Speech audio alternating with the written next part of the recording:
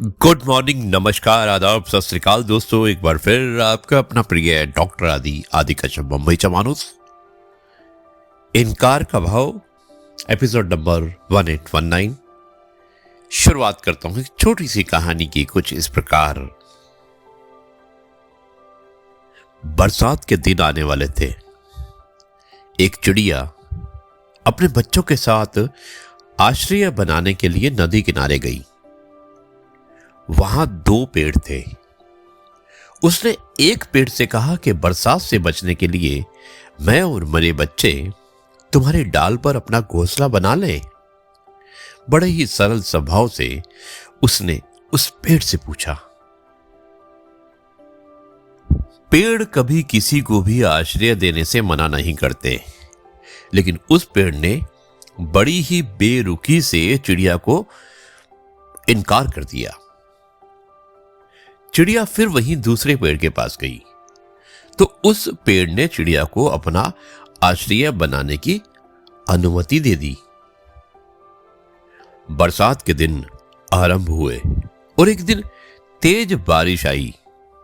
उस बारिश को पहला पेड़ झेल नहीं पाया और उखड़कर नदी में बह गया। पेड़ को बहता देखकर चिड़िया बोली, ऐ पेड़, एक दिन मैं तुमसे आश्रय मांगने आई थी, परंतु तुमने बड़ी ही बेरुखी से मना कर दिया था। तुम्हारी उसी बेरुखी की सजा आज भगवान ने तुम्हें दी है, जो तुम नदी में बहे जा रहे हो। पेड़ ने बड़े ही शांत स्वभाव से उत्तर दिया, मैं जानता था कि मेरी जड़ें कमजोर हैं और इस बारिश में टिक नहीं पाऊंगा। मैं तुम्हारी और तुम्हारे बच्चों की जान खतरे में नहीं डालना चाहता था। शायद इसीलिए तुम्हें सख्ती से मना करना पड़ा। मना करने के लिए मुझे क्षमा कर दो। और ये कहते कहते पेड़ नदी में बह गया। दोस्तों, किसी के इनकार को हमेशा उसकी कठोरता मत समझो। क्या पता उसके उसी इनकार से आपका भला हो जाए और फिर परिस्थिति जो भी होती है वो शायद हम नहीं समझ पाते।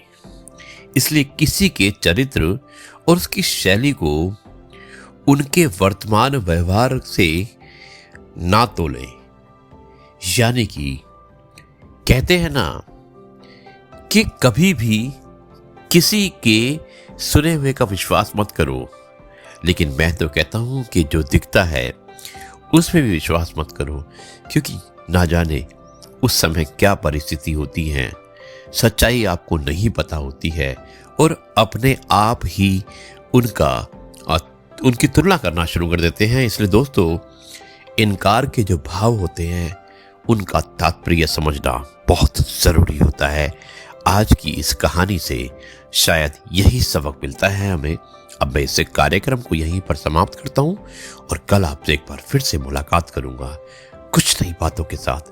तब तक के लिए आपसे कहता हूं, जय गुरु जी, शुक्राना।